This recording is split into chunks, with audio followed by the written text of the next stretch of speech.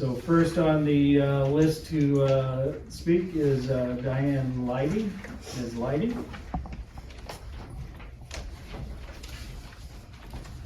Good evening, everyone.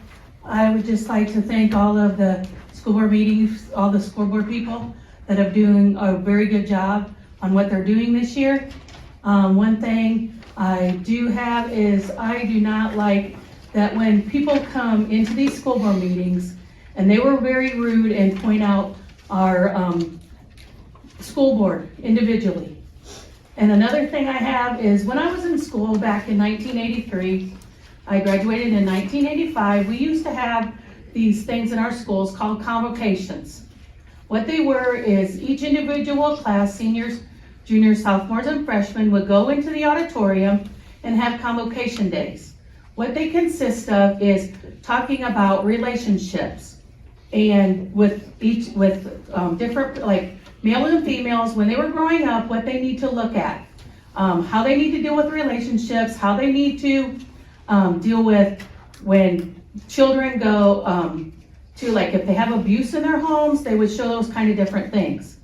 When I was in family development, I went down to McMillan Center, and we had our class would go down there, and they would talk about, show a person, a lady, that if it was men or women, they would show those people the different things about having a baby. They would discuss what happens. They would let you watch a lady have a baby. Right now, I think there's a lot of controversy about females and males, and I think they all need to learn the exact thing that what each one of us are.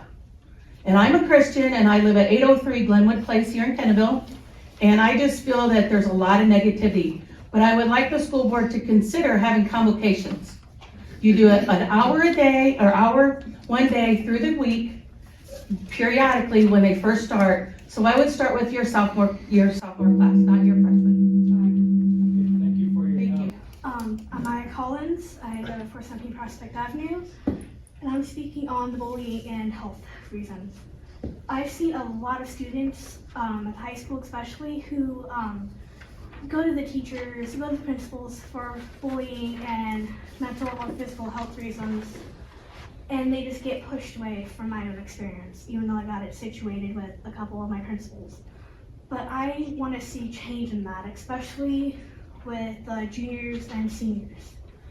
I mean, we're supposed to be mature, but at the same time we get so much more, we get pushed away more because we ain't the babies of the school. And I've seen a lot of teachers get angry and aggravated, or make the student feel embarrassed that they're trying to seek help. And I am here because I want that to stop and I want it to change. And I'm hoping that from now on it will change, because I've seen my friends especially go to the APC to seek help for bullying. Have them make you fill out a stupid sheet of paper, leave it down, and just like walk away, and then half the time it never gets resolved, or say we'll get it resolved, and like 2 days later that same student's being bullied, or that same student's having more health issues or more mental health issues. But then, you know, they come back saying this isn't resolved, and they just give that bully or that person me more embarrassed. I've heard multiple people say that they gave their bully detention or 1 hour, but it needs to change, and I'm hoping that I can be that voice for those students that get pushed away and feel embarrassed about it. Thank you.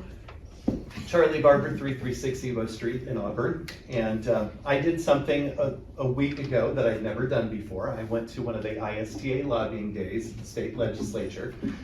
As president of the association for as long as I have been, it's kind of embarrassing that I'd never gone. But it was a true learning experience. Now, I do live in Auburn, and so I told the UNISERV director, I said I could speak to the representative or senator from my district, or the two here in this district. I ended up speaking with Ben Smaltz. It was a rather interesting thing, and I hope I'm not going to steal anybody's thunder, but I am going to make mention to 4 bills that I had a conversation with Representative Smaltz about. One was the state budget and the fact of where and through that is where our school funding mainly comes from. That's House Bill 1001. Senate Bill 287, which is the one that wants to make school board elections partisan. And then Senate Bill 518, which is a property tax bill about how we would get to share our money with other people, not get to keep our funding. And then Senate Bill 1, which is the big one for the governor, it's the budget and what all he wants to do. And or excuse me, House Bill 1, that is not the state budget, my mistake. That is the let's cut property tax bill, which sounds wonderful, which is what I said to Representative Smaltz. But then I said, so does the bill include anything about how to fix the funding that's gonna be lost? And he just smiled and said no. So please, if you wish to speak with me at some other time in some other place on these, I'd be more than willing to do so, but I really can't say anything more. So have a good evening.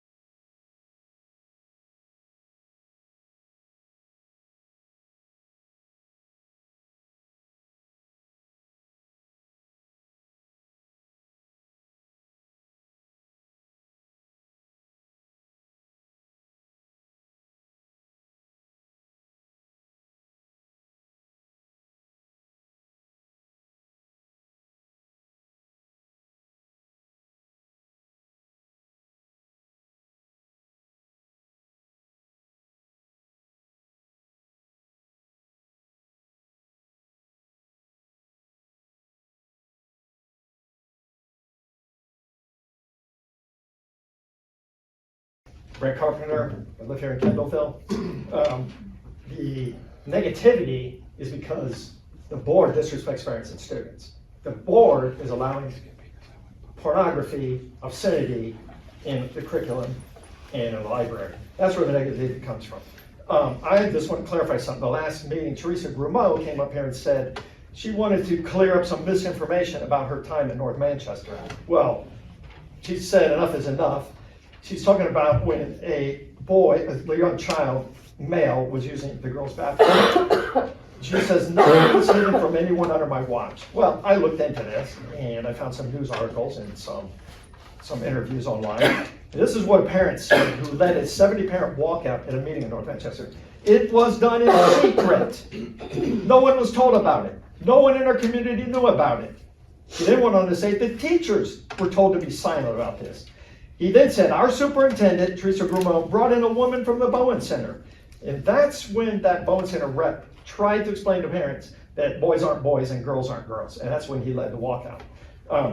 He said, we were set up by our school board and by our superintendent. And then he explains how they were set up and why the actions were clearly of a woke activist and not a superintendent.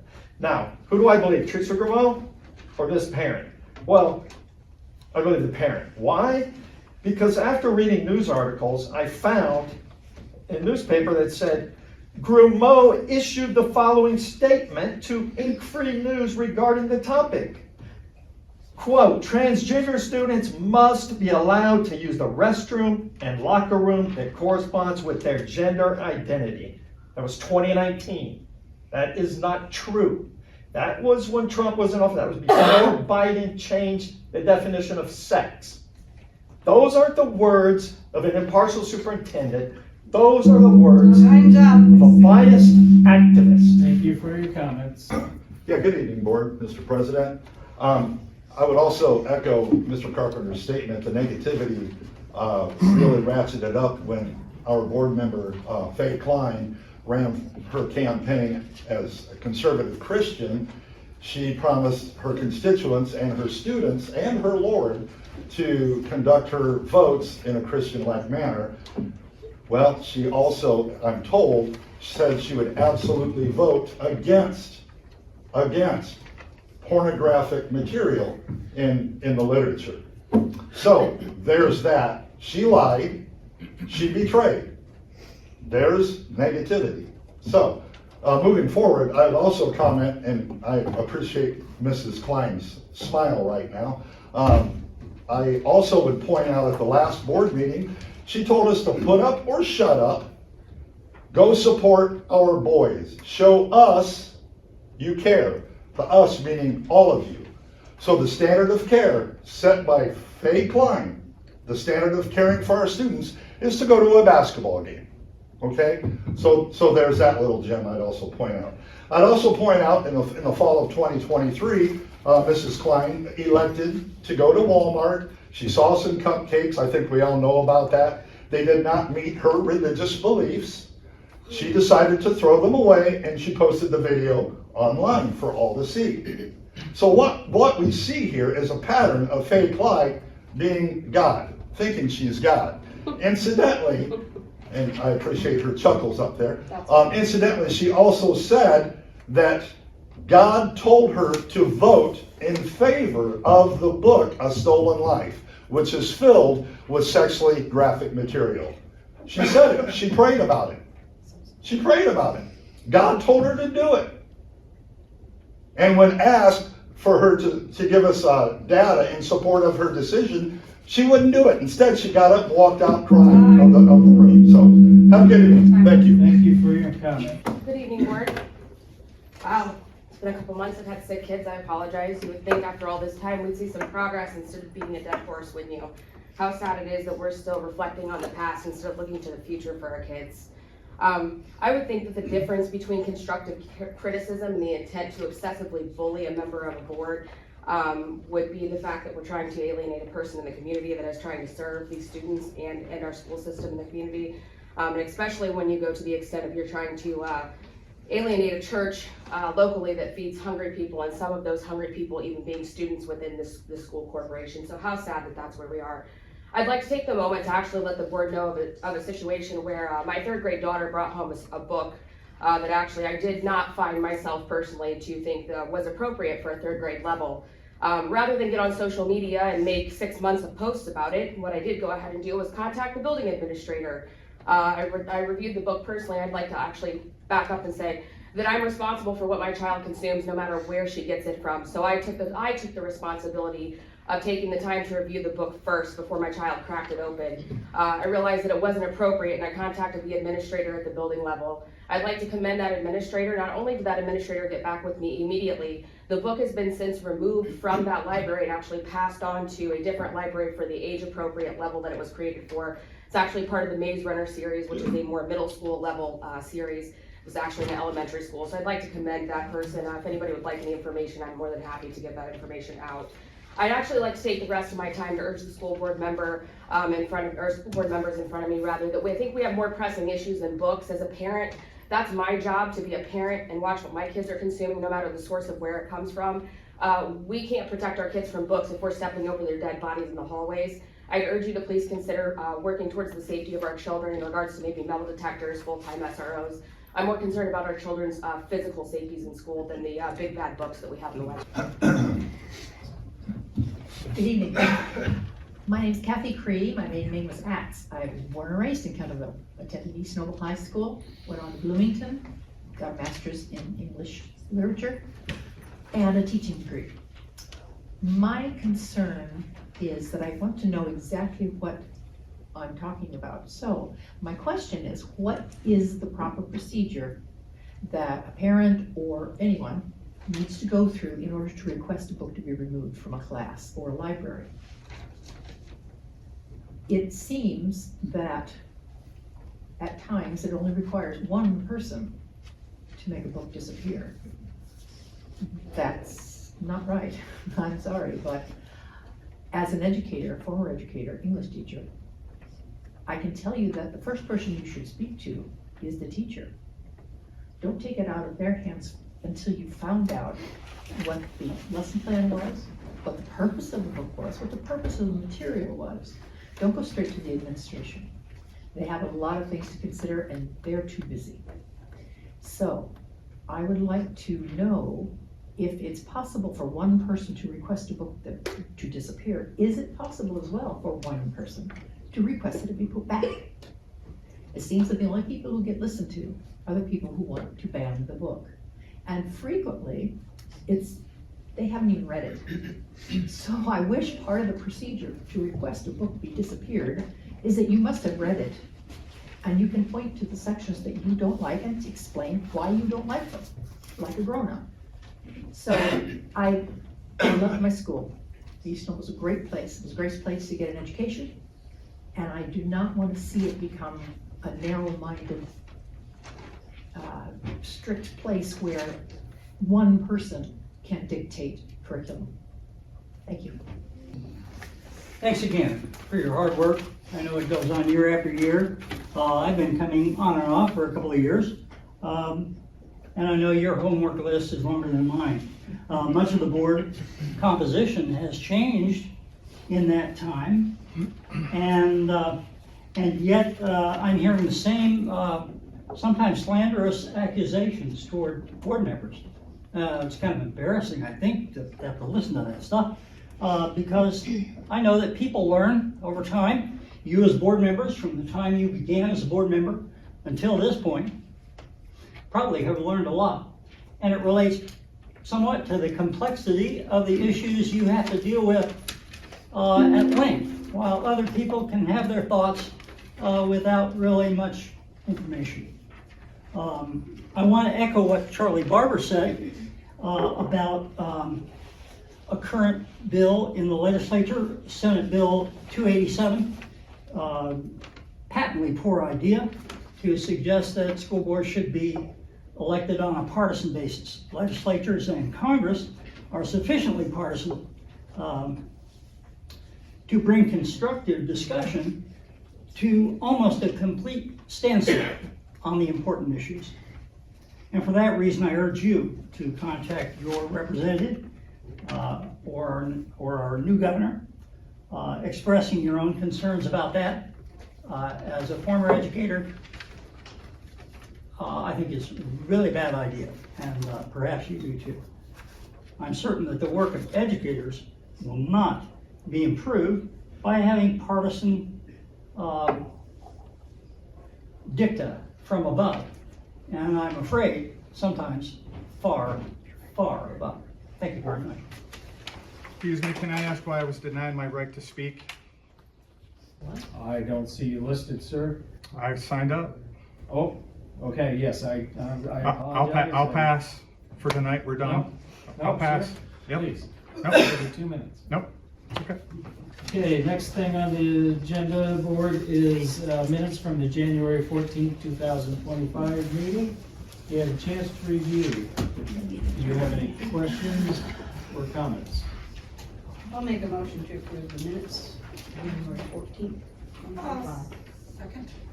Okay, we have a motion to approve as presented by Mrs. Blackman, seconded by Mrs. Kline. All those in favor signify by saying aye. Aye. Opposed, the same. Motion carries. Okay, board, next item is claims of February 19th, 2025. You had a chance to review. Any questions or discussions? I'll make a motion to approve. I'll second. Okay, we have a motion to approve by Mrs. Kline, seconded by Mrs. Blackman. All those in favor signify by saying aye. Aye. Opposed, the same. Motion carries. That brings us to the personnel items of our agenda.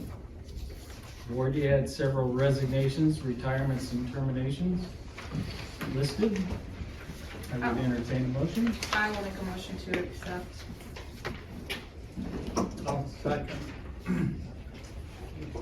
We have a motion to accept by Mrs. Kline, seconded by Mr. Truelove. All those in favor signify by saying aye. Aye. Opposed, the same. Motion carries. Reassignments. You had a chance to review. Is there a motion? I'll make a motion to accept the reassignments. I'll second. We have a motion to accept the reassignments by Mrs. Blackman, seconded by Mrs. Kline. All those in favor signify by saying aye. Aye. Opposed, the same. Motion carries. New hires. I'll make a motion to accept. I'll-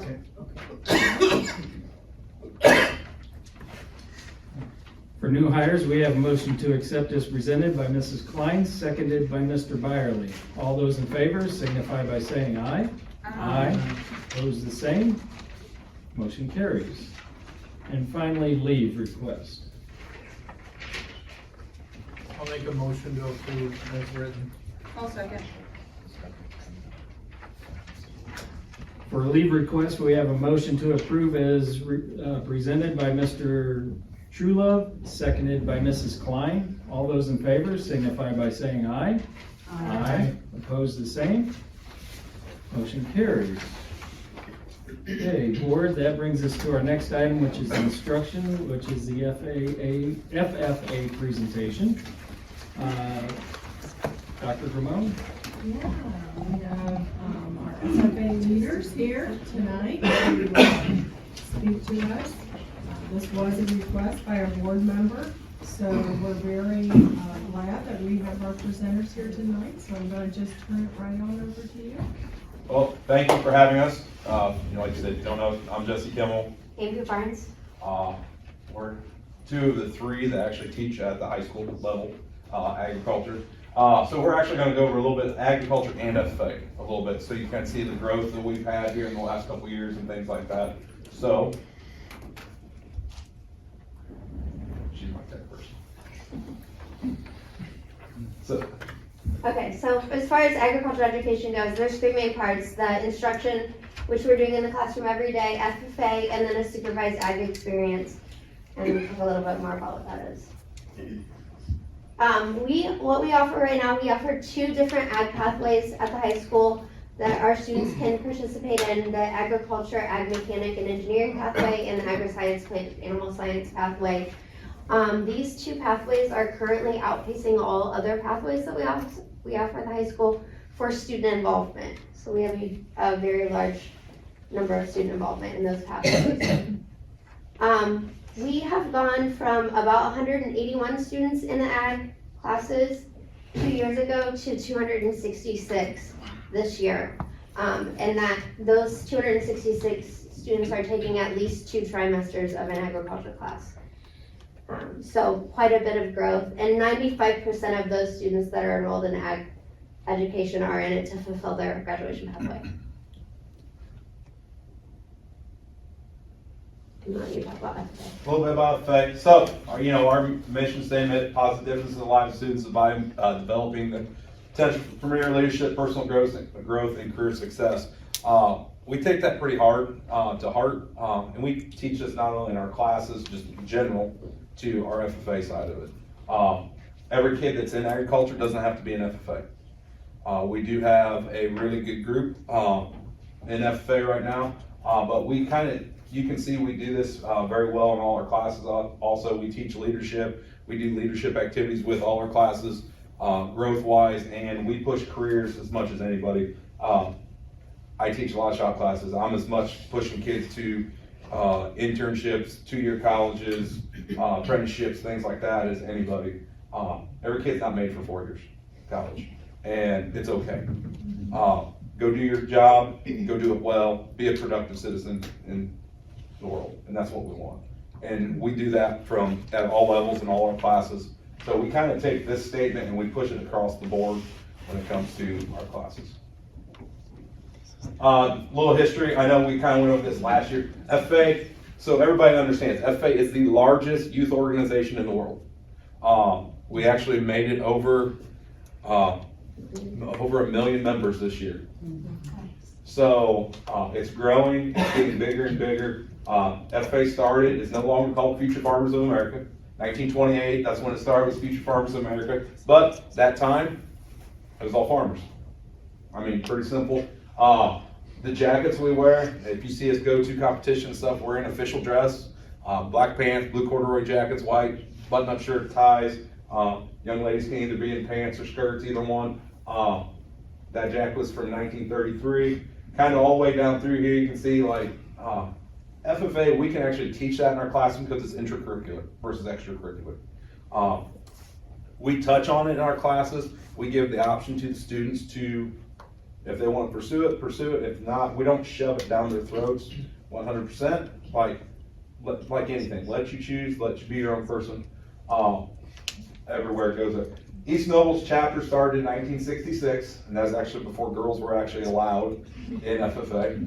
So girls weren't allowed until 1969, and which was a big deal. Believe it or not, like our chapter, I can say our chapter's ran by girls. We have girls with attitude, and they do very, very well, and it's okay. We have our president is Cole Thompson.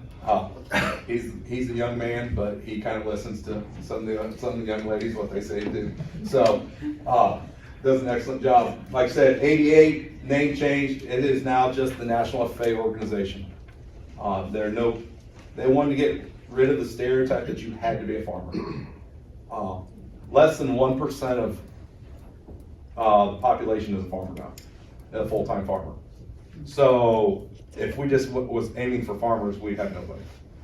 We have a lot of kids with agriculture backgrounds, but that's kind of where we're at. Then last year, 2023, we started the middle school chapter. We're still pushing that. We had, some changes there a little bit in just terms of people. Renee Rogers is kind of running our middle school program right now. Awesome person. I mean, kids love her. She does a great job. So a little bit about just history right there. Facts, like I said, over 1 million members now. They've actually dropped the grades now, which is kind of scary, down to 5th graders can be an FFA. Which means we don't start until middle school, but now we can actually go down into the elementaries, which is kind of scary because my son's a 4th grader right now. God help us. But you can see there, over 1 million members, all 50 states plus Puerto Rico and Virgin Islands. And you can kind of see here, 69% of the population live in rural areas. That don't mean they farm, they just live in the country. 10% urban, 20% small towns. And like we said, there's so many opportunities that we're drawing kids in from everywhere. There are chapters in Chicago, New York City, LA, all that now, 16 of 20 largest cities in the United States.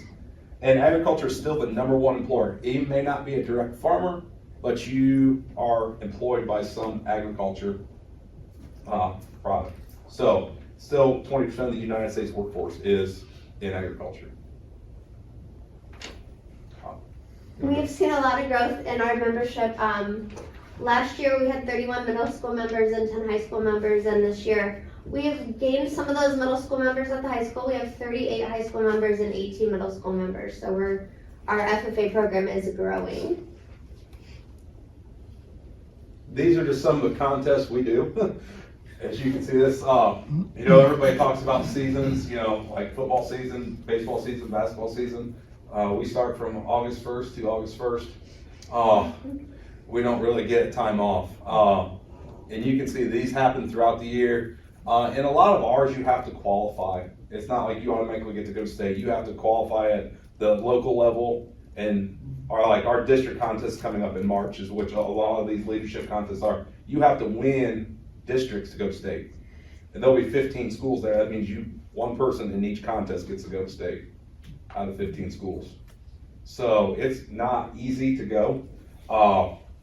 We had kids, went to state this year in forestry judging. I've had kids everywhere from travel from Denver to the East Coast, to Texas in contest. So that's just a few things. If you have any questions about it, you can ask. We had young ladies last year from the middle school.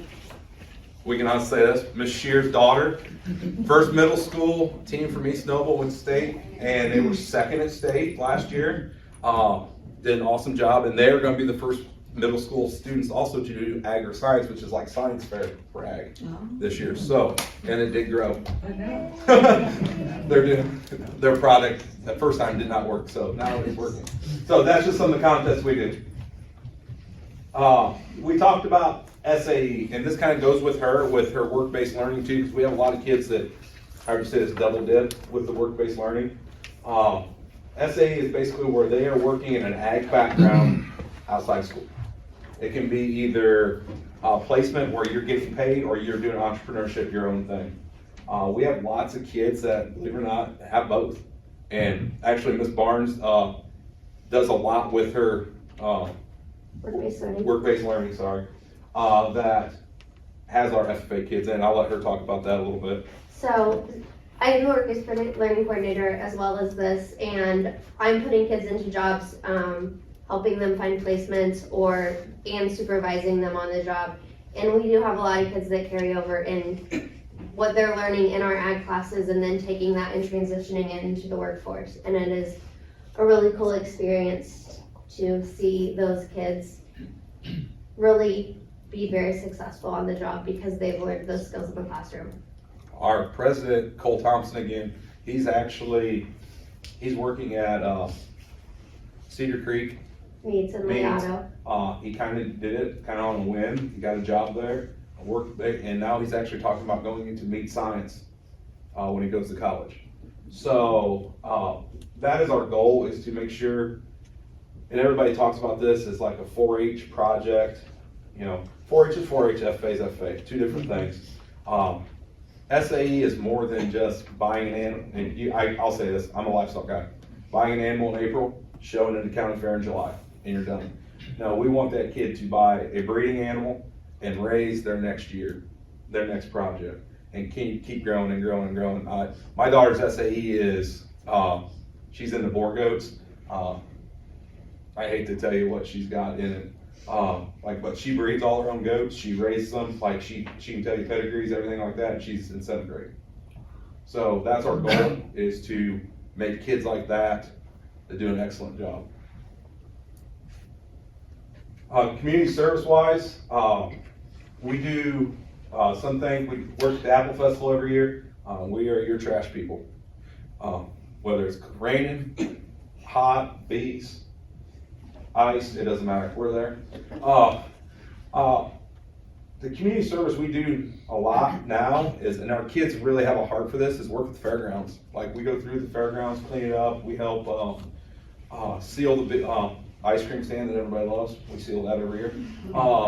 But our kids have we have a lot of kids that are in 4-H, and that is their passion, to make that look good. So like in the spring, we'll go out there at least twice a month for like 2 or 3 hours and clean, just help pick up and stuff like that. So that's our big thing. Christmas families, we do a Christmas family, take care of them. Teacher lunch, which we've rescheduled it 3 times now, which it's supposed to be tomorrow, which we'll see what tonight's weather we're brings. supposed to be less than an inch of snow, so we're rolling. Yeah. Yeah, and then we work with the pork producers. The Noble County pork producers treat us very well. We help work their stand at county fair, and if they need anything, need any help with that, they also support us, like giving us pork burgers and stuff for like our banquets and stuff. So do a great job.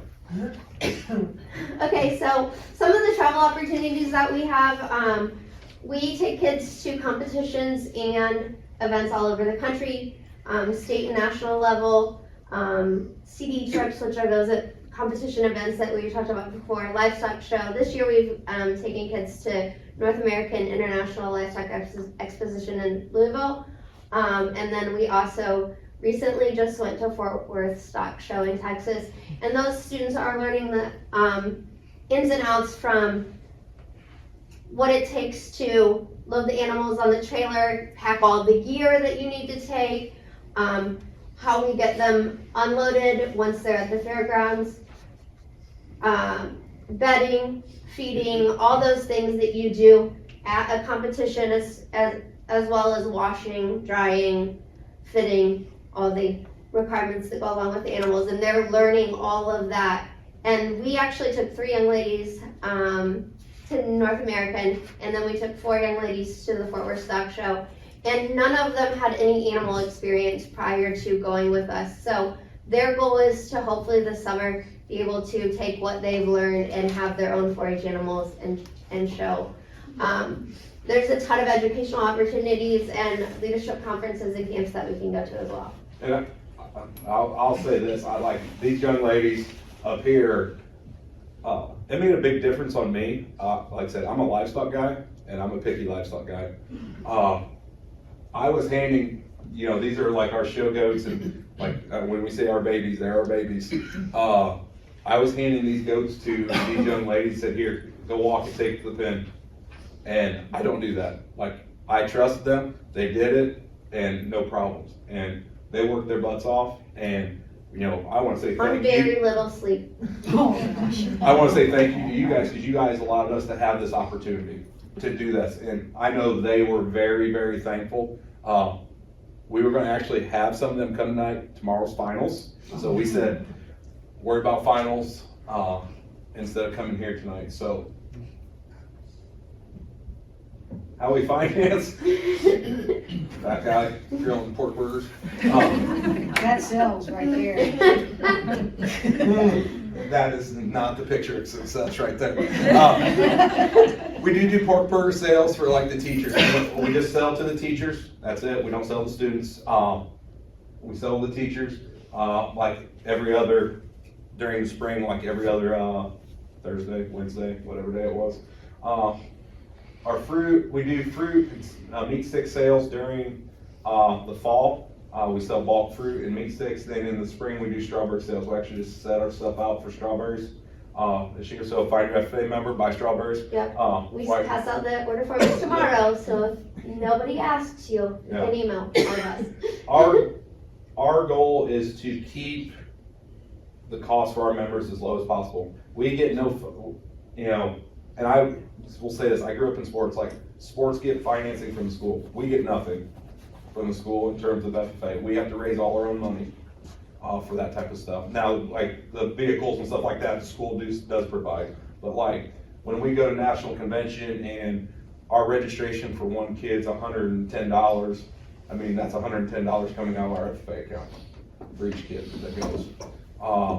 So we have to really raise our own money to go to different places. And it takes a lot of kids, it takes a lot of money to do this, so. Like I said, what we do, this was that was a mean picture to put up on top there.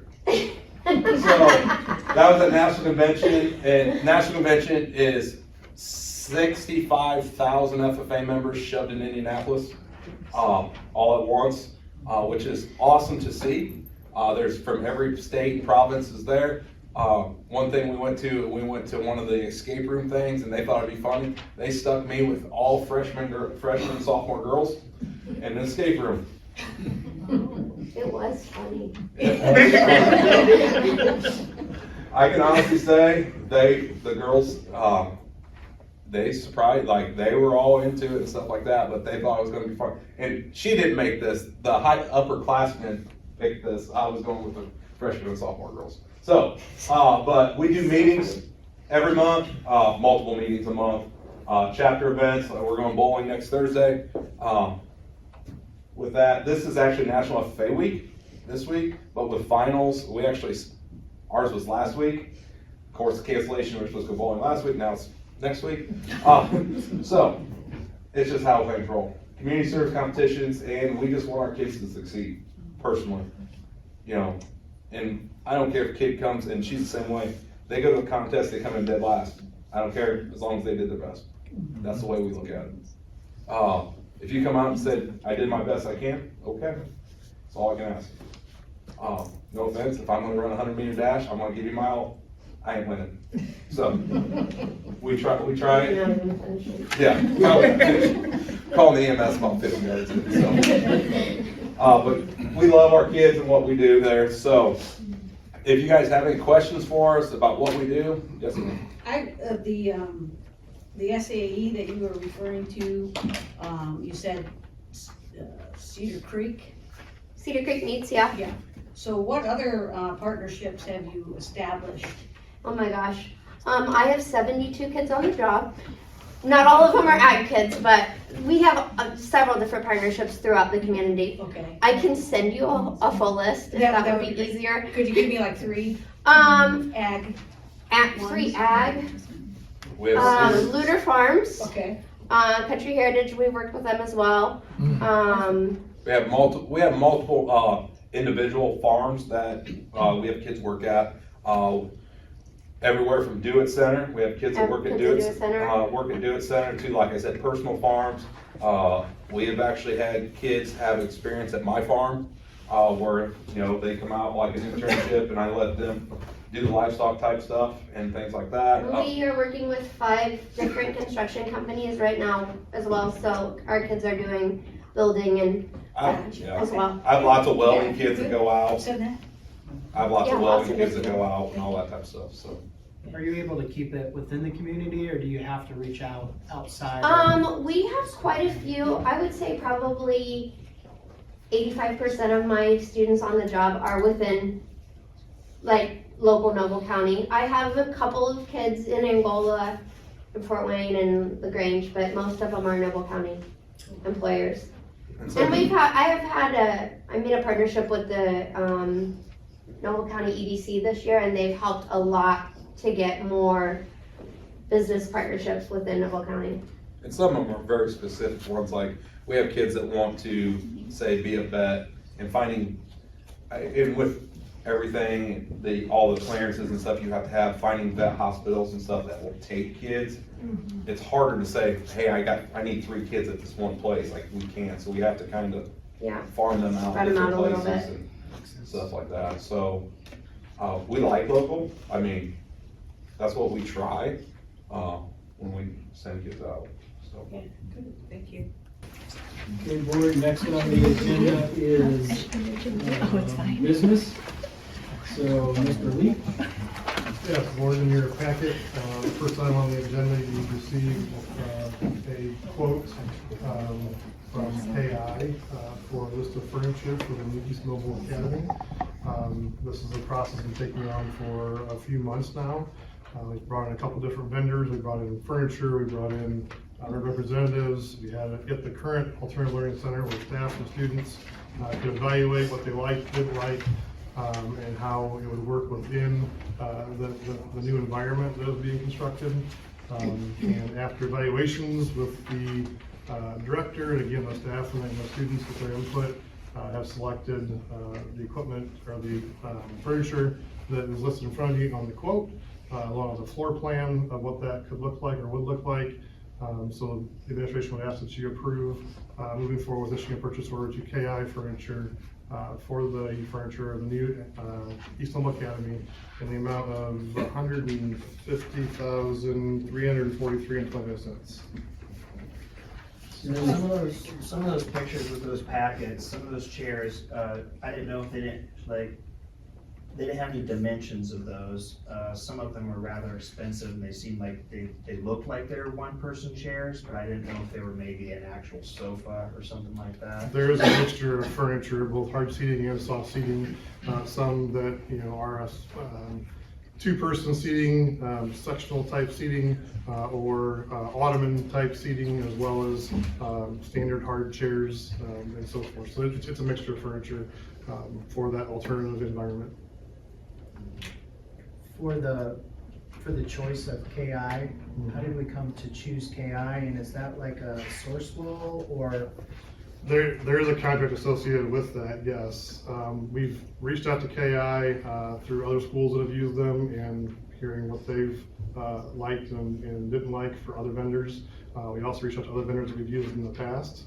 And their offering and their response, and also this furniture comes with a lifetime warranty on it, has been in business for a number of years. And then it really comes down to the furniture that both the students and staff, appreciate. So we did have other options. We came to Correct. choose them after looking at other options. Okay. Correct. Any additional questions? If not, I'll entertain a motion. So is this wasn't a part of the first initial money that was approved by you guys last year within the $5 million? This is an additional 150? No, this is all paid out of the bond money that was issued for this project. Okay.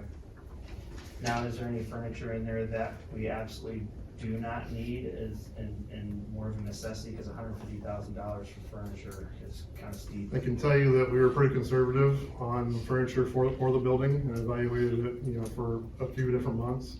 And this was what we felt was best for the environment and also supported by the students and staff.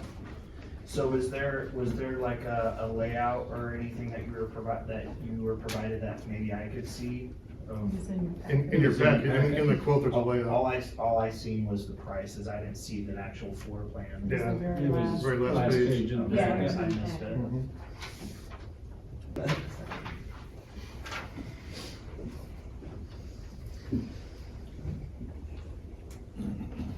Is there any other questions, or I'll entertain a motion? I'll make a motion to approve.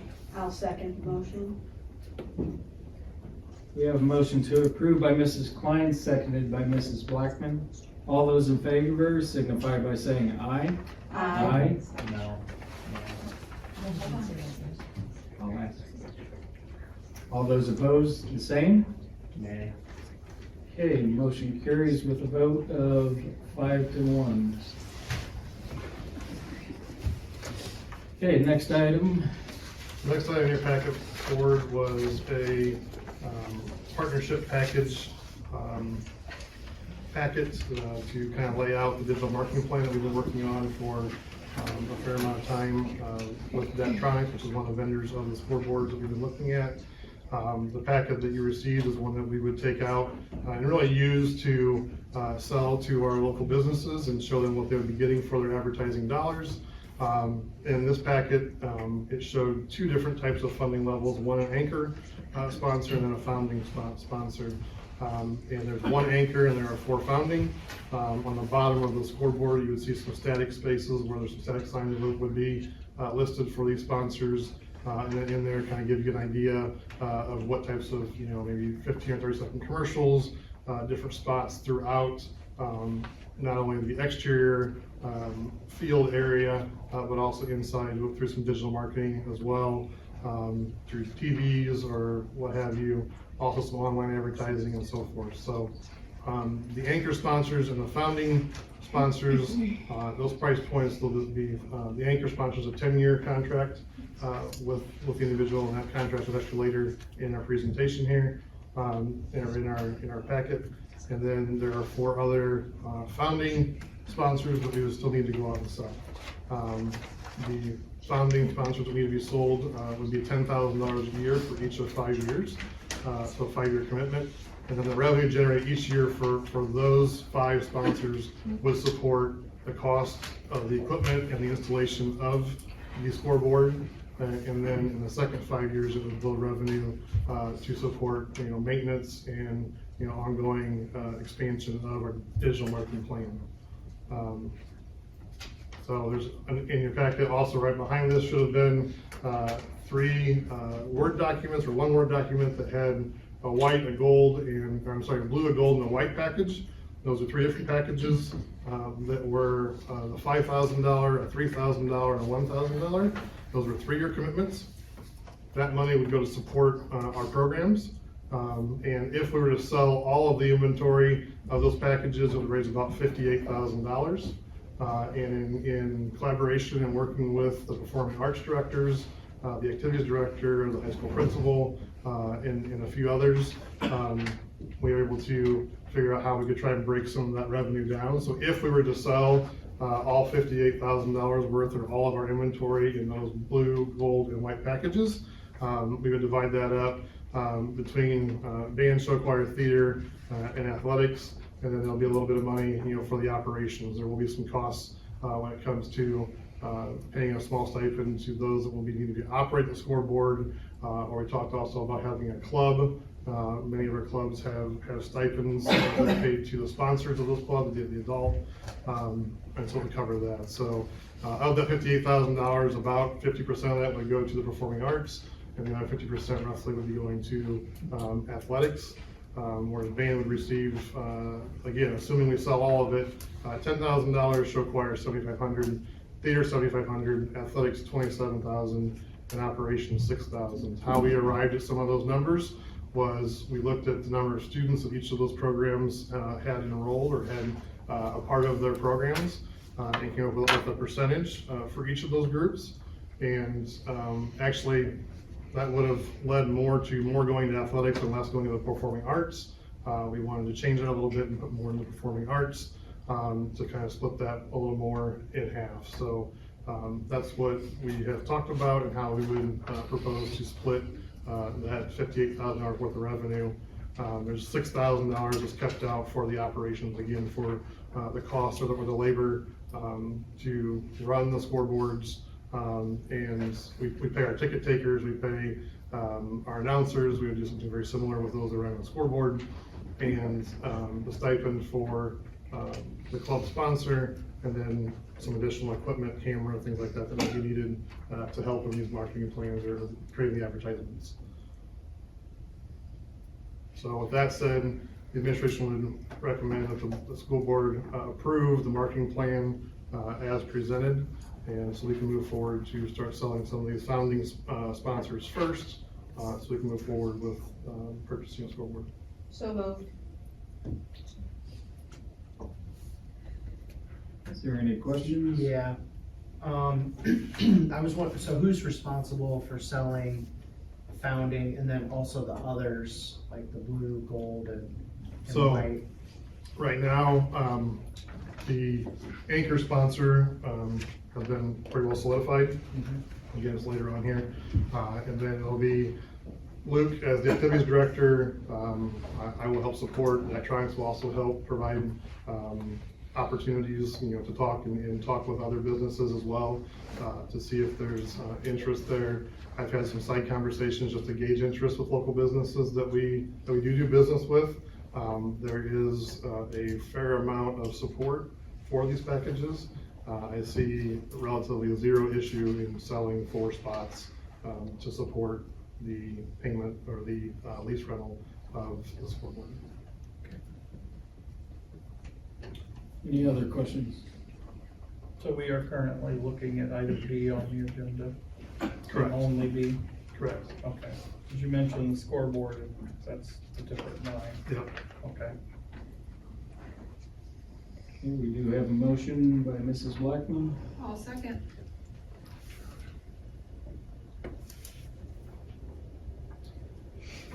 Okay, we have a motion to approve as presented by Mrs. Blackman, seconded by Mrs. Kline. All those in favor signify by saying aye. Aye. Opposed, the same? Aye. Motion carries, vote 5-1. Okay, Mr. Leach, next item. The next item on the agenda is the discussion. So at the last board meeting, we are moving forward with one of 2 options for a scoreboard, giving us time to evaluate, build this marketing plan, put it together, and then determine what type of funding we felt we were able to raise or sell in order to move forward with this project.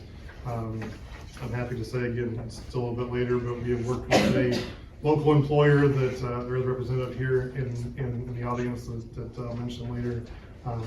But it's some really great conversations, some really strong support. Relationship that's been built over many years, even preceding myself with this employer. They provide a lot of support to our community, our high school, and they have answered the call and decided that they would cover the entire cost of the scoreboard over a 10-year period. we would be leasing this over a 5-year period, so we worked with them to escalate the payments in the first 5 years and reduce them in the second 5 years to help cover those lease payments. And they were able to make that happen for us. So with that being solidified and with the strong confidence that we have in selling the other 4 founding sponsorship levels, we would have enough money to purchase the larger scoreboard. So in your packet, you would have seen a document that had both the scoreboards listed side by side. I've continued to work on the cost of the actual equipment itself. The installation, the equipment's pretty much where it's going to be. The installation, I'm still working on. I did have some soil samples taken so they can be evaluated so we can not estimate what type of foundation we need, but know what true our foundation is going to need as far as depth, size, and so forth, based on the types of soil. So that could come down a little bit. But right now, the approximate cost of the larger scoreboard before the financing, before the interest expense, would be $362,364. And then we would, again, lease that through a bank. Daktronics works with Huntington Bank. We've also had some conversations with some other banks to see what some of the best offers are, what people could do. So administration would recommend moving forward with the larger scoreboard financing over a 5-year term, but we would not issue a purchase order until we have the 4 founding partners solidified, knowing that we have the revenue coming in. Quick question, a 5-year term, I thought you said it was 10. The one contract, the anchor partner is a 10-year contract. We would Gotcha. finance the board and the installation over a 5-year period. Gotcha. And so therefore, the founding partners are a 5-year period and will be renewed for a second 5 years if they chose, or if somebody else had interest to take that spot if they didn't. Thank you. So just to make sure I'm understanding the potential anchor and then whatever we had from the founding, right? If we sold all 4 founding sponsors, that would cover our lease fully for those 5 years. Correct. So Okay. if selling 4 of the founding sponsorships along with the anchor in the first 5 years would generate about it would generate $90,000 worth of income in each of those first 5 years, which would cover the payment and the interest of the board and the installation. Okay. And then what I didn't mention earlier with how we were kind of dividing this money up, so these funds would go into, there'll be a separate local fund that will be generated. The money from the anchor and the founding will go into a bucket, if you so call it. And that money will be used, again, for the purchase and for maintenance and then future expansion down the road. The other money would go into a separate bucket, but we'll have smaller buckets underneath it that will then be divvied up amongst the programs themselves. So it will be kept separate, and I know there's been concerns about the maintenance and the future of the board, so we wanted to ensure that there were some funds or some available, money is available to support that. The same thing with like the insurance and stuff to make the part. The insurance will all fall under our general liability. There won't be a large, a recognizable large increase to the insurance. So going back to your likelihood of getting those 4 founding, I mean, are we like 100% really, or are we like? I hope. It's more than a hope. I've had verbal commitments, just nothing signed, so therefore I'll never say 100%. But Yeah.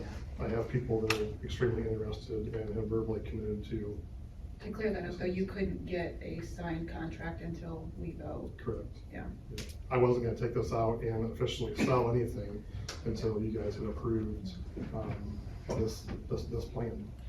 So I guess what would the route go if you couldn't sell those 4 slots? If we couldn't sell those 4 slots, then we could shift the money from the other slots that we sold to cover the cost of the board until it's paid off. But again, I do not anticipate that, and I won't issue a purchase order for the board until we have those 4 sold. So. Well, Brian, thank you for all the work and Yep. legwork and time that you've put in for that. I will make a motion to approve the recommendation from the administration to purchase the larger scoreboard. I'll second that motion.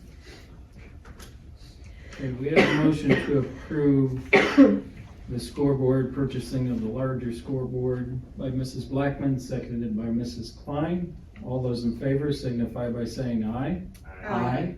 Opposed, the same. Aye. Okay, motion carries, vote of 5-1. Okay, Brian? Ready for me to go again? Yep. All right. The next item on the list is to approve a contract between East Noble School Corporation and Parkview Sports Medicine. While it says Parkview Sports Medicine, there are other divisions of Parkview that are heavily involved in this. We do have a representative from Parkview here today, Candace Duncan. She's one that I met here in the last month or so, 2 months. It's been a welcoming relationship and experience. I've been working with Parkview at East Noble for almost just over 12 years now. From a PPG side, from a health side, to now a sports medicine side, employer solutions. And it's been a very strong relationship. It's been one that has been reciprocated back and forth. It's one that you can sit down at a table and you can talk about, what the needs are, what the concerns are, and how we can move forward together. And I'm appreciative of Candace being here today to support us. She was one of the driving factors in the contract that you have seen. It has been reviewed by an attorney. We have gone back with a couple minor changes with Candace. Parkview has made those changes. Verbiage, really, one had university instead of high school students, and signatures, very minor. Nothing that changed any of the real contents of the agreement. The agreement is a 10-year contract. We are currently in an agreement with Parkview that was a 5-year contract that was due actually up next year. But with these projects that were going on, we went to Parkview and they were wanting to open the contract back up for us to move forward. Again, they did answer the call. They're providing $390,000 over the course of 10 years, which would cover the cost of the scoreboard. They also are providing athletic trainers as they have, and they're also going to provide new to us this next year a strength coach at no cost to East Noble, along with some wellness and mental preparedness support for our students when it comes to, whether it be performing, on stage or whether it be on the court, helping with some of that. Limited hours with that, we use it a lot for PD, for staff, and also for different sessions or meetings that we have with students. So there's also a piece in there where they provide $2,000 worth of swag per se that can be used to support our programs.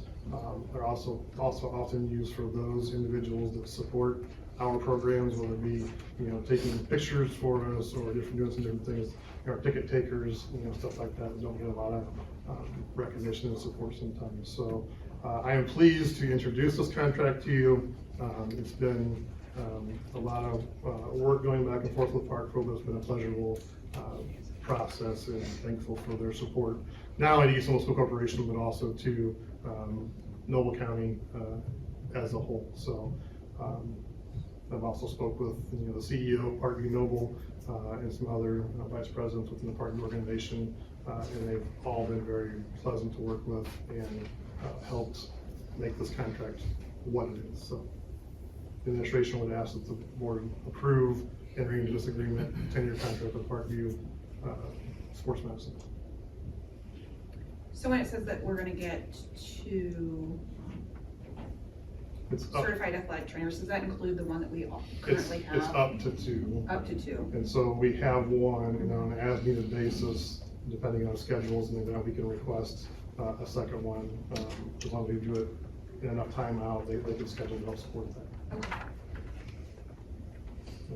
And then, sorry, this is not gonna affect, like, having that extra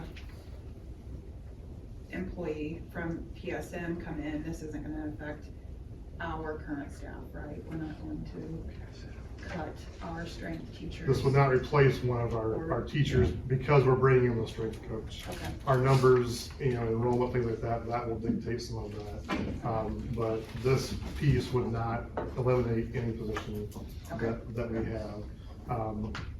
From a teaching standpoint, because our teachers still need to be in the classroom with this individual.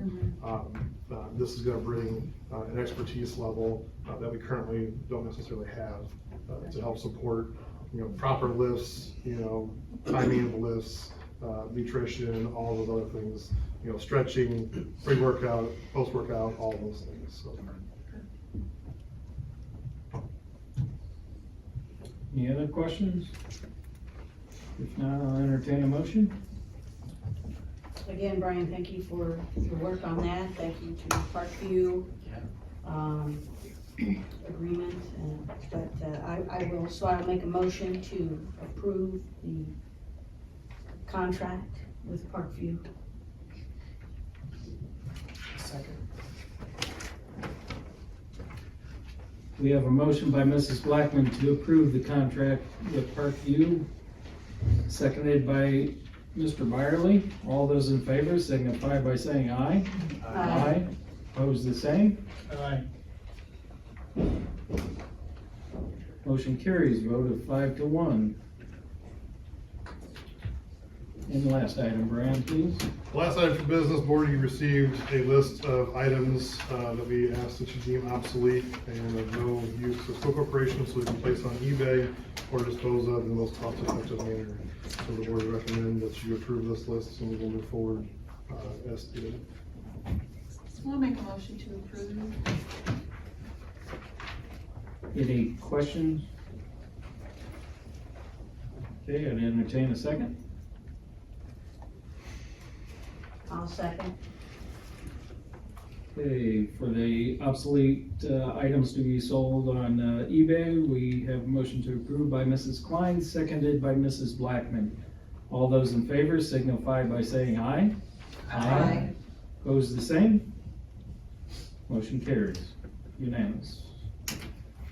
Okay, next on the thing is discussion items. East Noble Academy, Mr. Leach. Yes, the East Noble Academy is moving along quite well. It is dried in. There's temporary electrical, temporary heat inside the building. Rough electrical, rough plumbing should be completing here fairly quickly. They are starting to hang drywall on ceilings, and they'll start doing one side of the walls here probably within the next week or so. Within the next couple of weeks, you should start seeing the metal roof and some of the siding going on. So it's coming along quite nicely. So pleased to provide that update. On schedule still. Still on schedule. Any other questions? On budget? Yes.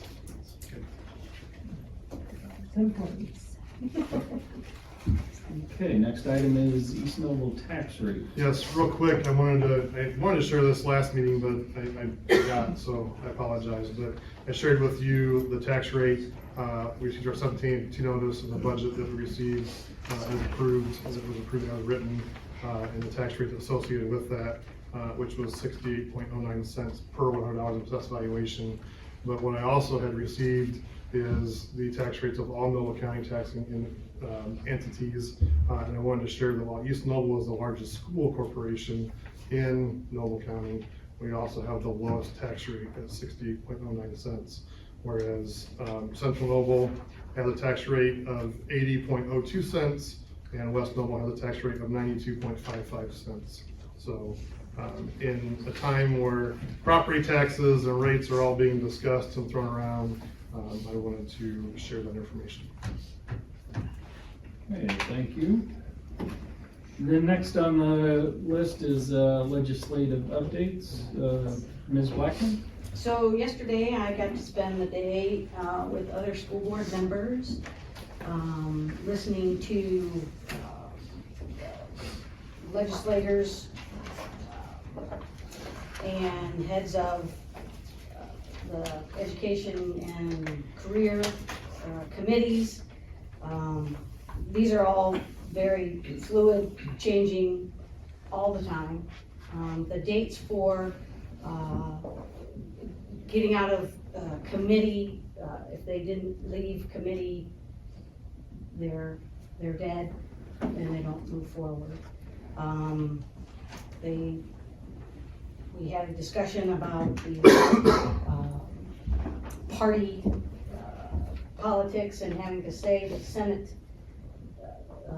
did pass 26-20. We found that out. You have to have 25 in order for it to get out of committee, so that is going on there. We heard from many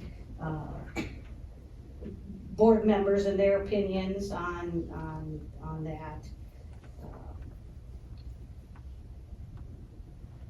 We listened with Mike Kirchhoff, who's the Speaker Pro Tem.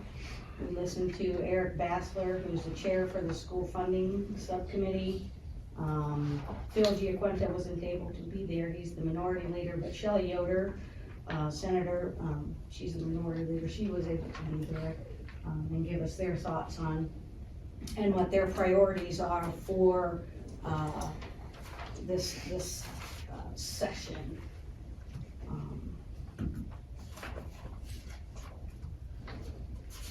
One thing for sure I wanted to point out is that ISBA at our fall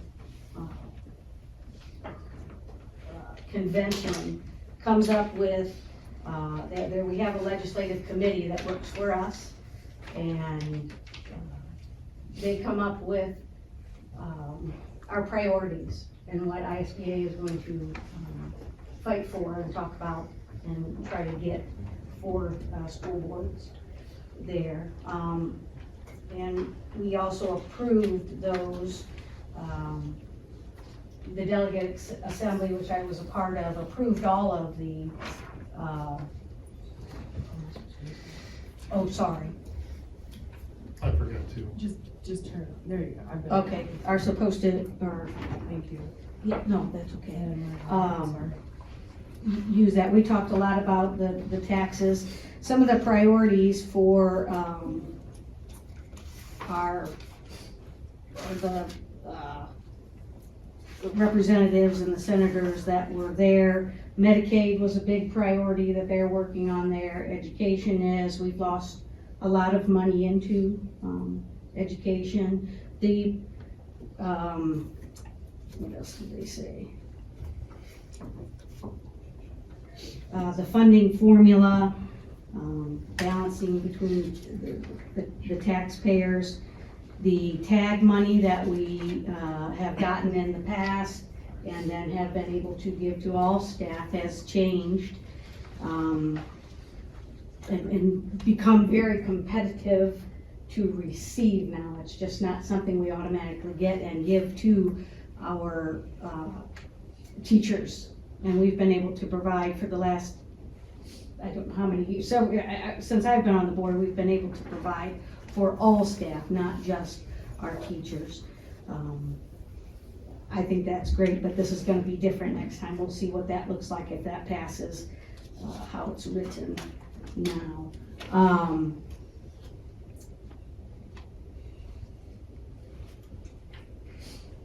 Bullying was something that was talked about at the legislator, at the level.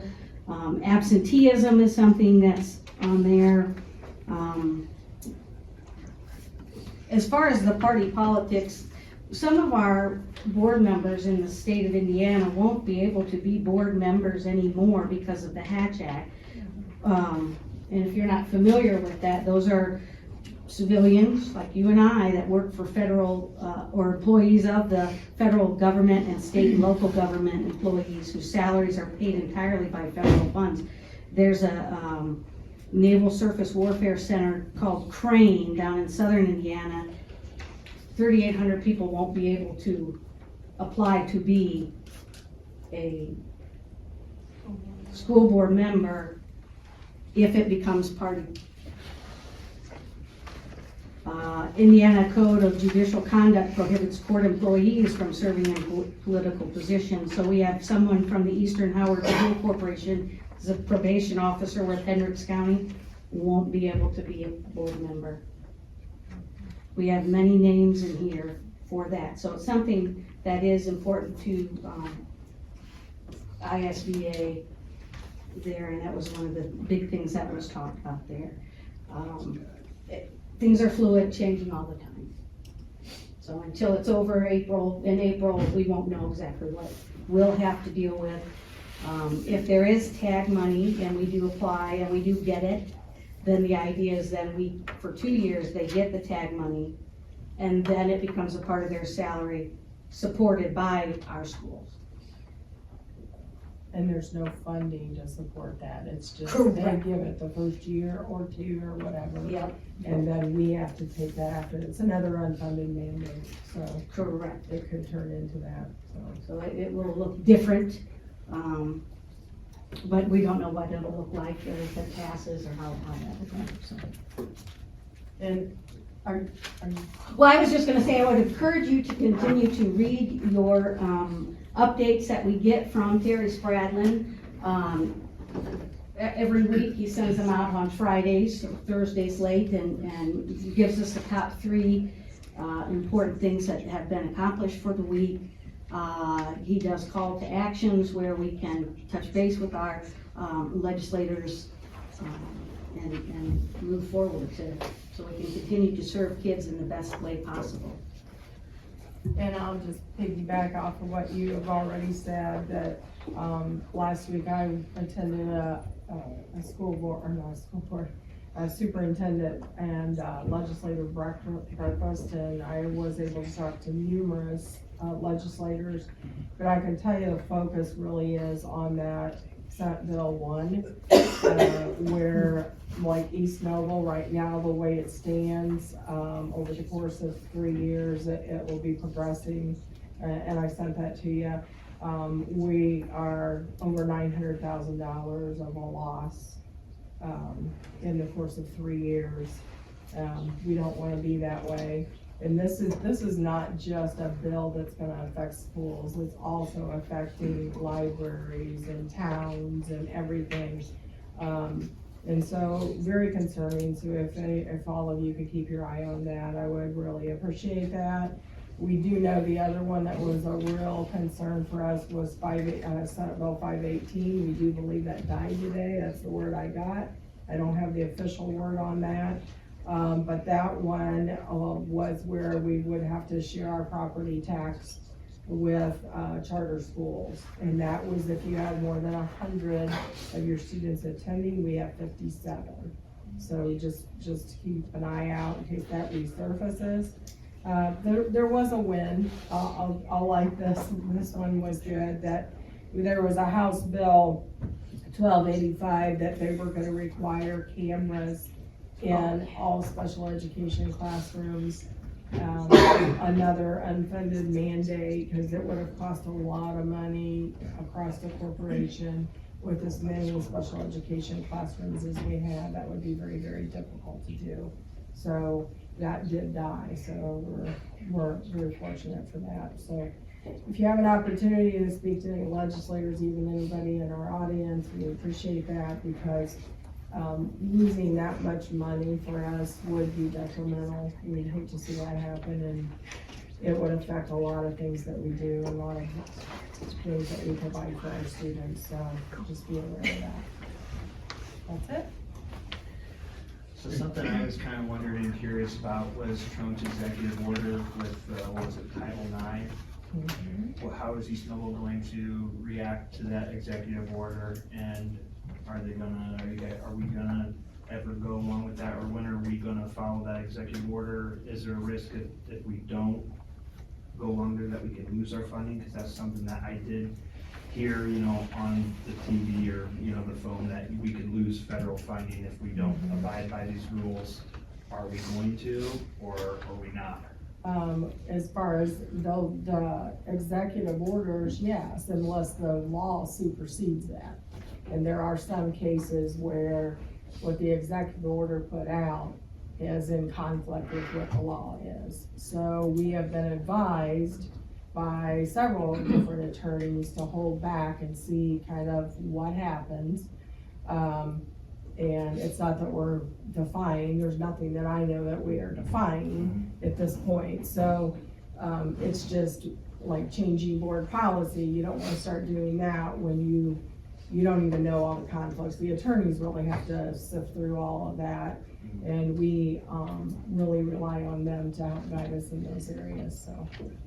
I guess when would they be able to figure that out? I don't know, I don't understand the laws or anything. You guys would know a lot more about that than me, because I'm just coming up on here. Well, we have an attorney coming in an exec session in March, so we can certainly ask those questions, but I have been in contact with 3 different attorneys on a lot of that, and they're all saying the same thing. Okay. We're all in a state of confusion, no one really knows what to do, we don't wanna start changing every policy. Yeah. Those are beasts to do. Yeah. So, we're basically in limbo for right now. Yeah, I was just really concerned about, because the threat of losing federal funding, that's a big threat, and so I was just concerned. I think that was $5 million for us, is what we figured out last year. It's a lot. So we understand the concern we're there as well. Had you put that in notes to us before? That seems A familiar. year ago, I think, Okay. we looked that up, and Okay. it was more with the ESSER funds, but right now, when you're talking about just the grants that we have right now, we're right at $5 million. It's primarily your school nutrition, so your food service, your special ed, your title monies are primarily your federal funding areas. All those free lunches. Yeah. And that would be bad. Mm-hmm. And the new director that you guys are getting right for, special education, didn't you hire a new director? Yeah, we're gonna introduce her. Oh, today? Okay, cool. We, Yeah. Now, she's at your service. okay. Yeah, she's here. I'll introduce her. Yeah. Keep going. Next agenda item, late items. No late items this evening, so we'll go on to comments from the superintendent, Dr. Grimaud. Right. Speaking of new hires, congratulations to all those that are new hires. Do we have anybody else in the audience other than our new special education director? Okay, I didn't think so. Kim Lucier, you could go ahead and stand up. Kim, she is our new special education director as of July. That doesn't start until July of 2025. But as you are well aware, board, we are exiting the special education co-op. And so we needed a director, and we're very pleased that Kim has come on board and that she is willing to take over that position. It's gonna be a huge learning curve, and she's gonna have a lot on her plate. Mr. Stinson is right there holding her hand all along the way and helping her through it. But we're just very, very pleased because that means we give our kids a little bit better attention. We have somebody right here that's directly involved with our students. We're just very thrilled to have you, so congratulations. Welcome aboard. We love having you in that position. Go up and shake her hand afterwards. Get to know her a little bit. Tonight in the audience, we did have someone ask about book removal. Yes, we have a board policy on that. Board, you're aware, there's a process. There is not just one person that does that. They can go to any administrator and they'll walk them through that process. And we have, I think, sent 8 books, if I remember correctly, through that. I think it's 8. And some have been removed, so, but there's always been a committee, they read it, they take it very seriously, they follow the law, and there is that process, so, yes. Next thing, we also have 4 retirements this year. I just want to recognize those people. We will be honoring them at the retirement banquet on May 15th. But we have Brenda Lee, she's an IA at the high school. She has served us for 11 years. We have Kim Desper, middle school teacher. She has served us for 24 years. Jennifer Stolman, Rome City teacher, 33 years. And then Jen Weibel, teacher at Northside Elementary for 37 years. So just give them a round of years to East Noble. So thank you for all. They are teaching also. Center, the other school with Mrs. Yeah, I'm Stillman. just saying where they Just are now. Wayne's, yeah, Oh, Wayne Center. okay. Yeah. We share. We had it on, I forgot that, yes, thank you. Also, just thank Amy Barnes and Sean Kimmel for their presentation tonight. It's wonderful to hear all these good things that are happening for just, I'm sorry, just right. Jesse. We are just thrilled to see what you're doing with our kids and how that program's growing. So thank you for what you do. I know it's a big, huge time investment, so please know we recognize that and thank you for all the work that you do there. So, also just want to take the time, I know Jen, you thanked, Brian for everything he's done to get all this stuff going for the scoreboard, and, believe me, there's been so many people, like he mentioned, that have been involved in that process. You know, with the scoreboard, the marketing plan, there's so much there that has taken a lot of time to come to fruition. As you have noticed that Brian has been on stage for like the last 3 or 4 board meetings. We just really appreciate the leadership in that aspect and helping that all come to fruition. But really at the end of the day, the board, you had to approve it. We appreciate you doing that and taking that big leap. It's gonna be a wonderful asset for our staff and our students, and we're just really excited about what's happening at East Noble, and thank you for that. Thank you for allowing that to happen, so. Very last thing that I would say, again, this board meeting, I was accused of some things, and instead of directly addressing those, what I'm going to do as board, you are aware that as the superintendent, I am in the direct supervision of the school board. And so what happens is I am never to have an agenda without you pushing it or telling me or approving it. So what I'm gonna ask you tonight is there anybody that knows me on a personal basis sitting right here or out in the audience? I know there are a couple administrators out there. Is there any of you that have seen evidence that I have pushed a transgender agenda? And if you have, speak now.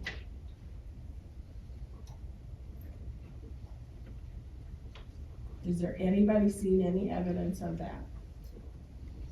Okay.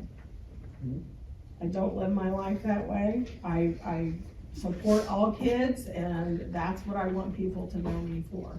So, thank you, appreciate that. But if there ever is, let me know. I mean, I don't ever want to push anything that is not approved or sought, supported by the board. So, that's all I have for the evening. Thank you. Okay, thank you, Dr. Grimaud. We'll get to the board's questions or comments, but first I'd like to, there was one other retirement in our packet, and it was Dr. Grimaud's Yes. formal resignation. So again, thank you for your time. We got a lot more work to do before, what is it, June 2026? So, It's a way out there. yeah, way out, so. Board, any other questions or comments, members? I do.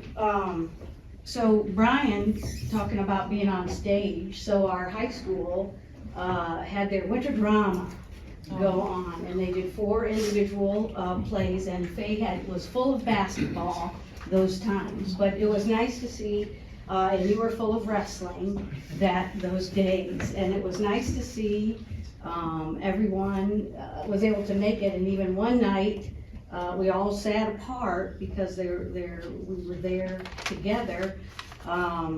I think what happened on social media was terrible to the students, terrible. Accusing them of doing adult things on the stage and having our director choose plays that were adult content. There was absolutely the adult content in that play was about if kids comply with school rules or they didn't comply with school rules. They didn't comply with school rules, they got shot. That's kind of scary for kids to see. One of the characters in the play, it was her brother that got shot. So having that in under 13 is kind of a big deal. So I'm glad that was mentioned in there. Also, the first one they did was, if you said something and you got some new information, then you were gonna lose some information. So that was quite funny because most of us, well, not most of us, some of us who get new things in here do often forget things. Where did I put my keys? Well, I must have been told some information and I lost my keys. And that was fun. The one about I think it was He's Having a Baby is what it was called, written by church ladies back in the 50s, where the ladies sat in the waiting room as their husbands had the babies.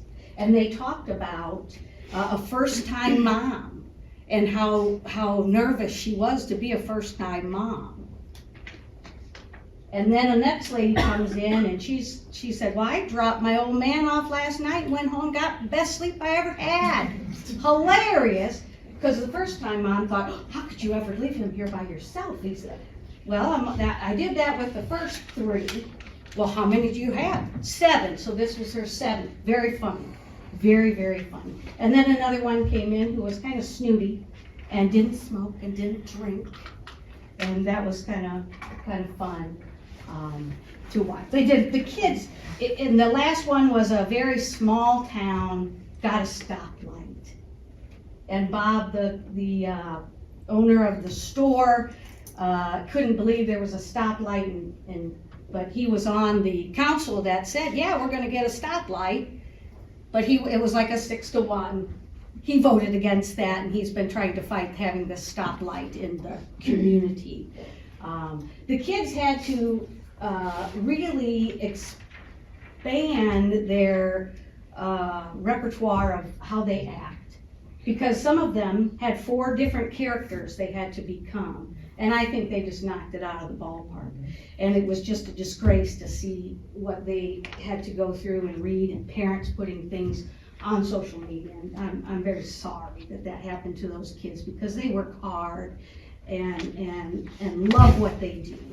So I'm glad it was nice that those that could make it, and administrators that could make it. I know you guys we're busy. Pippin's coming up, we've got Spectacular, jazz band, so there's lots of good things going on in the arts, and that was exciting to win.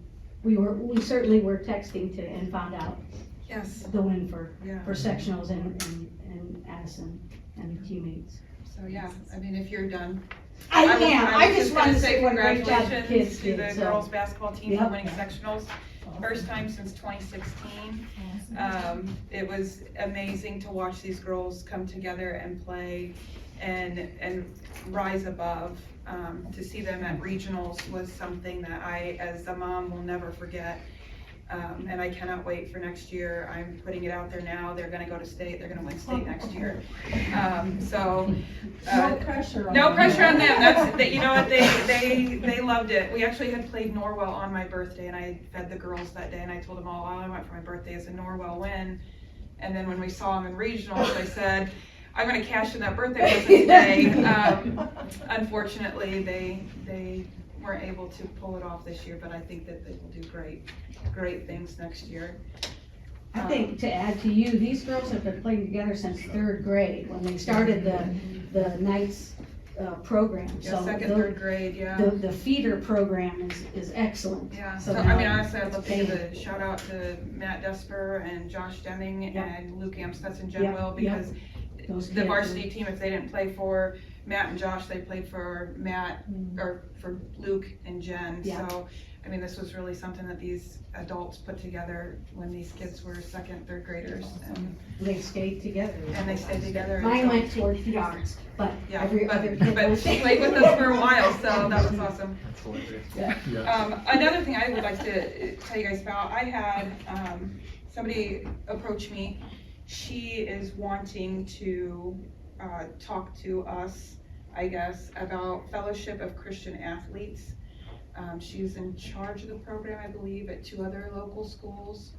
And she has invited us to come to, it is called Jeans and Jerseys, on Tuesday, March 18th, and I'll email you guys all that flyer. Okay.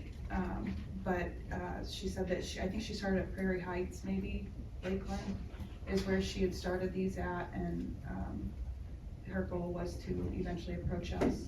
So she sent me a couple of flyers, and I wanted to make sure you guys knew about that. But I'll send those on to you guys as well. And yeah, I'd just like to piggyback off of you. I mean, in the midst of all the negative drama that we see on social media, that's not real life, because honestly, we have some amazing things going on here in East Noble that is real life, and our students and staff are absolutely amazing, and I couldn't be more honored to sit here and watch them excel. So. Yeah, there's a few things I'd like to say if everybody's done. So one thing that I believe John brought up a couple meetings ago was that the emails were not accessible on the website. I've had a couple parents reach out to me and ask for everybody's emails, probably about 3 or 4 times. They said it's difficult to find. When I Google searched in there, or when I searched in the East Noble website, all of our names are there, and then the squares next to it empty. I'd really like for the community to be able to access and email us a lot easier than what is currently. It's on there. Our name, I think it is. Yeah, I don't know, it it goes just right, seemed yeah, easier than I just that. looked, it was on there. Did you guys just add them? I was just looking No. just yesterday. The company did that for security purposes, Okay. and eventually it's gonna be all of the staff like that. Okay, so if you could show me, that'd be cool. Okay. And then, there was some other stuff I was just thinking, the policy about, complaints about literature that you guys have in place. If it's denied by the board, it's not able to be brought back up after, what, 5 years it was? Don't you guys think that that's a little, excessive? From what standpoint? Well, the standpoint being, what if a student that's in 8th grade or from outside of the community moves in and their child, that parent would not be able to make a complaint about a literature to the district the entire child's high school career? So do we make it so if you just move into the No, I think the 5 years is a little excessive. I So would what do maybe you go to think? like an annual, maybe a 1 year, something like that, that would be a little bit more. The review committee, and that takes up a lot of time. You've got a lot of people on it. Yeah. We also either choose or choose not to read the book ourselves. Yeah. If it gets to our point, that takes up a lot of our time. Yeah. So it's just put it 5 years and ignore it? It's not ignored, we decided that already. At any time, a student or a parent can opt out. Yeah. I mean, we have the opt-out policy, Yeah. so even if it's in curriculum, if it's in the library, they have that opportunity to opt out. We Yeah. put that in place for anybody that feels uncomfortable. But at that point that the board decides, we're just not gonna revalue, we're not gonna go back over that for 5 years.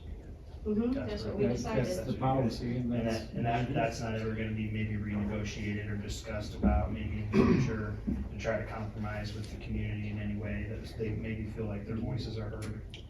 No. I think we discussed all of this prior to you coming on, if I may, guys, sorry. So just to kind of get you caught up to speed on that, our thoughts, or I guess not ours, I don't want to say ours, my thoughts on it are, there is a lot of, like it was said earlier, beating a dead horse. So instead of seeing the same book, which let's just face it, it would be a stolen life now, we would get that book back to us every year. If you go with once a year, every year we'd have the same few. That should tell you people. something. Yeah. Yeah, that should. It would be a few people that would be bringing it to us every single year. For what reason? Just to take up time and energy. So for me, that is why the 5 years. I mean, that would be because the community wouldn't want it. It's not the community, it's just a few. You're very And it's wrong. one board member who lied. Very wrong. He lied and betrayed. That is not true. I would also like to congratulate our wrestlers and our band. I left them out when I was talking about the girls' basketball team. We have Dylan Creel's making it to state, I believe, for wrestling, Yes, so apparently. good for him. Band, they made it to, are they making it to state? What State No, solo I can't. on some of them. Some of them, Yeah, the so solo ones. lots of There are two sectional wins, regional wins. Wrestlers that were regional champions. Yeah, so I can't remember their names are Pippinger escaping. and Wilson, I believe. Yeah, Pippinger and Wilson. So, just to add to how awesome our athletes are and our Can I jump back though and ask a bandmates. question? So one thing that I was thinking about with this, I understand not wanting to continue to bring it up, but as you have kind of a 2-year period, as board members may slide off and slide on, due to voting from the district, I think there probably is some warrant to at least like look at it and say, maybe it's a 3-year period instead of 5, because you're going through potentially a whole cycle of Somebody's career board members members. as well. If that's something that's important in the community, right? So, not saying it changes, Not just a but, few. From that standpoint, you're at Maybe they least were getting done the respectfully. opportunity. Hey! Maintain it. Come on! Jim, audience, I'll handle this with the audience, so. Well, we should all get together and have a conversation. Mr. Rice, Mr. Two-way. Rice, you're out of order. You're out of order. You had your chance at the beginning. Thank you, sir. I understand Aaron could have further discussions, but like I said, the board made a decision. Decisions are also made through elections. They vote people off or on, whatever it may be, or vote to retain. And correct me if I'm wrong, but at any time, a board member can make a motion to relook at a policy? And then is that true? Is that we've got a couple of people who are suggesting a change, so rather than it appearing that we're just saying, this is how we did it before, how would we go about the majority voting on that? And the process would be to ask for it to be put back on the agenda. Okay. And then we bring it back on the agenda, and then you can vote on whether you want to decide to look at that policy, change that policy, whatever you want to do. Okay. That would go with anything. Sounds good. So then, there was something else, when I went and watched the, play, last weekend, I spoke to a couple of the, girls that were in the play, and they said the roof was leaking back there. I don't know if that had been fixed since it leaked last time, or if it still is currently leaking, or is that in the future plans of being repaired each summer from the hail damage, or kinda what's? So there was significant damage to the roofs during that whole hailstorm, and there are periodically leaks that happen. I'm not sure what leaks they're referring to, but there were some that were on the stage. Actually, through the hail damage, through the hail claim, replaced, some of the stage lighting and so forth. To my knowledge, those have since all been repaired and is not currently an issue. Okay. But as roof leaks come up, we do bring out individuals. We first try to look at ourselves first to see if we can repair it, and if that isn't the case, then we bring in a roofing contractor. Most recently, Fort Wayne Roofing or something like that, to evaluate where it's coming from and make the appropriate repairs. Okay. And then one more statement about the play that I did go see. My comment on that, as me, in my opinion, not the board. I went and watched them. I would say that the kids did a very good job at what they did. I liked it. I enjoyed, the work and amount of time that they put into it, obviously. But in the first play, there was a part where there was a boy who was chanting sex with his hands over his ears, and a girl did say he doesn't want to forget it, because that's what he likes the most. That was kind of, uncomfortable. And then there were some other things that, you're right, like they were adult themed. I would strongly suggest that in the future, we try to keep it a little bit more lighthearted, like the fourth play. I enjoyed the fourth play so much. I was laughing my butt off because they were being so cute and so funny.